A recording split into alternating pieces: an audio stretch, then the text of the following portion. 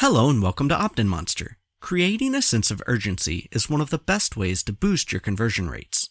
With OptinMonster's countdown timer campaigns, you can create limited time offers that effectively convert hesitant visitors. In this video, I'll show you how to add a countdown timer to any campaign.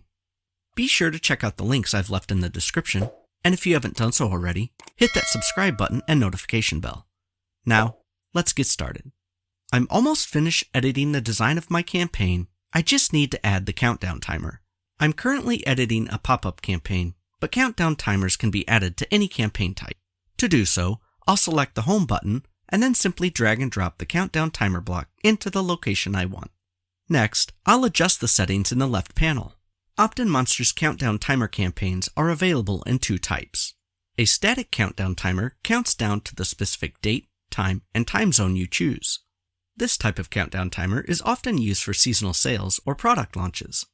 A dynamic countdown timer, sometimes called an evergreen countdown, is unique to each visitor. Instead of selecting a universal end date, you'll choose the length of time the offer shows to each visitor.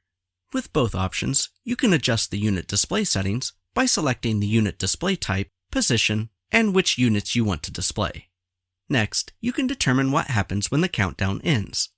No action, go to a view, or close the campaign. And with the dynamic countdowns, you have the additional option to restart the countdown.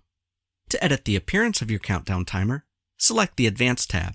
Here, you can edit the alignment, width, background color and image, spacing, and the number and unit, font styling, and color. And that's it. When you're finished editing your countdown timer, select Save. You can then move on to the final steps of setting your display rules, connecting your email service provider, and then publishing your campaign. If you have any questions, browse through our helpful documentation, or for further assistance, you can submit a support ticket, and we'd be happy to help.